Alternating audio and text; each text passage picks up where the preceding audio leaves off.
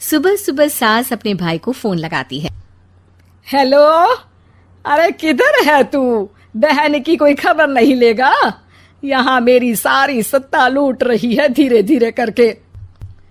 अरे क्या हुआ दीदी, सुबह सुबह ये रुदाली क्यों शुरू कर दी? ऐसा क्या पहाड़ा टूटा है? अरे तेरे धर्मराज ससुर ने तिजोरी की चाबी बहू को दे दी है। पैसों का हिसाब भी उसी के पास रहता है। सिर्फ तिजोरी की ही नहीं, बेटे की चाबी भी उसी के पास है। अब उसी की बात सुनता है। अरे जल्दी से आ जाना, वरना तेरी बहन कंगाल हो जाएगी भाई। अरे बहन श्री, रहो टेंशन फ्री, आ रहा हूं मैं तेरी बहू का पासा पलटने। अगले ही दिन मामा घर में आ टपकते हैं। अरे मामा जी, पाए लागू। बहू, पाँव छू के पैरों के नीचे की जमीन खींचना तो कोई तुमसे सीखे। हाँ, क्या मतलब मामा जी? अरे तुमने अपनी सास के पाँव छुए और पूरे घर की सत्ता हड़प ली। साले हैं? साहब, साले साहब कब आए आप? आ तो 40 साल पहले गया था। तुम्हारा दिमाग कुछ ज्यादा ही चलता है और जुबान भी। खैर, तुम्हारी बहन पे गए हो ना इसीलिए। जीजाजी, आप काफी मजाकिया हो गए। वैसे बहू ने घर की सत्ता हड़पी नहीं है, उसको दी गई है।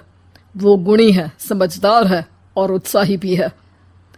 एक किताब भी लिख दीजिए ना अपनी बहू की तारीफ में जीजाजी।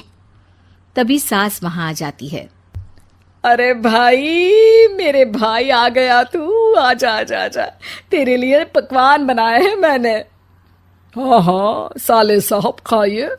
आपके घर में तो मिलते नहीं होंगे पकवान। क्या मतलब?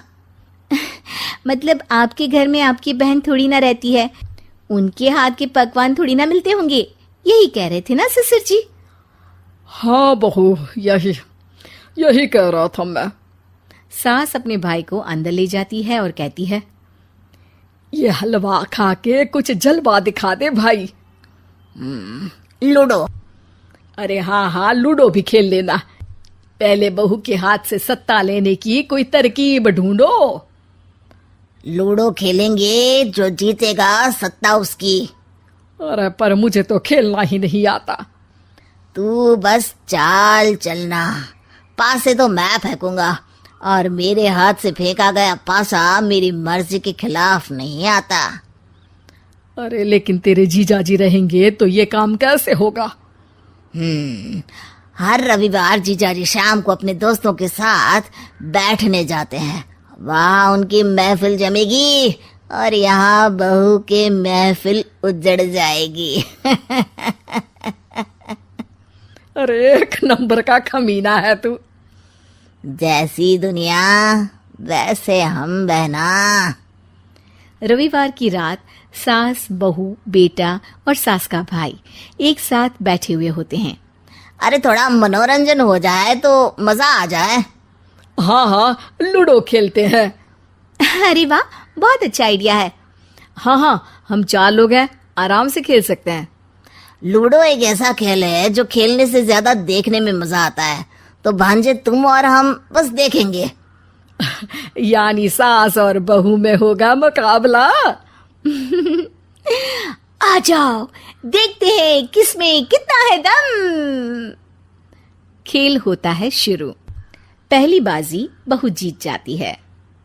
क्यों सासू माँ, कैसी रही? अरे एक ही खेल जीती है, इतना घमंड ना कर।